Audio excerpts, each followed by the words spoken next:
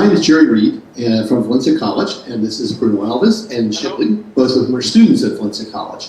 And we put together a little app, prototype app, called Who's Up. And it's aimed at students. It's aimed at students interacting in online classes outside of the normal hours. So we're using a little tech from video and Cisco Spark.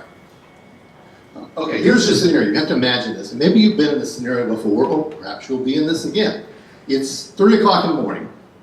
You're working on a project that was due at midnight, but you know, better late than never, so let's keep working. But you're stuck, and you're doing this in Java, regrettably, and what the heck is can't make a static reference to a non-static object? I mean, I get that, and I made everything static, and it's caused some other problems, and Eclipse has filled little red X's, and it's going to be trouble. I wonder if anybody else in my class, or anybody I know from other classes, is up, available, and maybe could help me at 3 o'clock in the morning. So I fire up my Android phone, and I launch the Who's Up app, and looking in the app, I see 3 names I recognize, which is pretty good for 3 o'clock in the morning. One's that guy Shibli, who was in my C class last term, and he seemed to know what was up in that class, and he's up in Who's now, and he's got text enabled. That means he's willing to accept text messages from me, with me.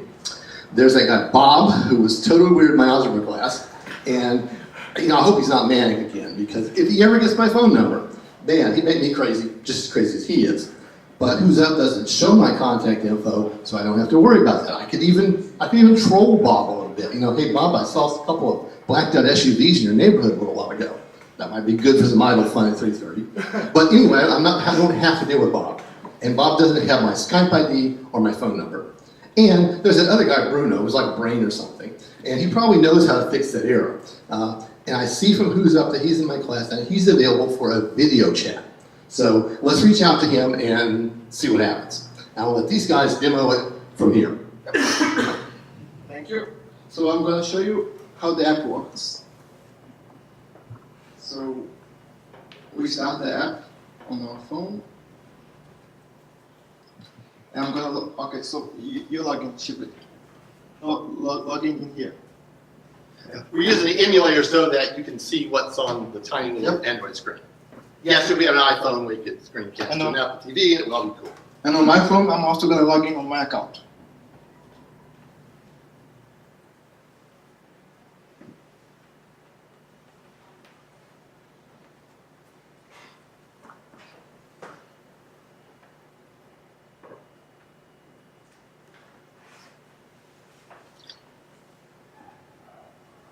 Yep, I'm logged in. So now, if you go to users online, yep,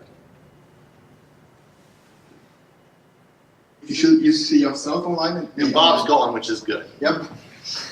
He's on finally on sleep. You can sleep much. You can configure your classes if you go to update info.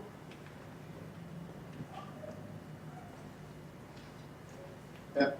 You can change your classes there. So in that class, I'm willing to be contacted by any of those 3 methods. Okay, that's optional. And now let's make a video call to me if you need help. Yeah. Yep. Just click which class, and that's the emulator camera. Now let me launch my camera.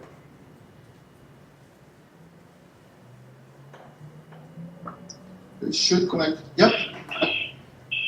I can change the camera also. So, yep. And then we can also talk via text with each other. Let's go to text.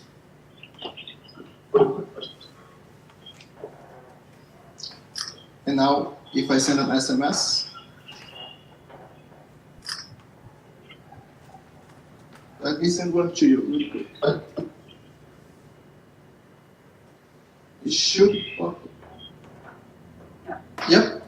And we didn't have time to pass the JSON, but that's the text we'll get. Somewhere in that JSON, if we can figure out how JSON, the method of JSON object, we would be able to get that text out of there. And I'm sure we could give it time. We almost got it. So. So we'd like also to have time to add device, but we didn't have time to add device. many questions? Yes. What is Cisco Spark? They're doing the basically we create when he asks to text another user in the system, we create a dynamic room in the Cisco Spark text environment, and then that room is usable to exchange messages between users. So that's what we're using there, and obviously in the video we're using the streaming video API they provide, which was very easy to use, and we'd like to thank the Spark folks for their help. We got stuck a couple of times and they helped us get unstuck. Yep. Other questions? The questions also keep Spark, I guess, right? For instance, or you being online or not? No, actually, that's preloaded from a table that we created. So we have a server running on the laptop, which is handling the authentication, which is like nothing, and the tracking who's online. That's something that is not built in prototype. Other questions? Thanks a lot.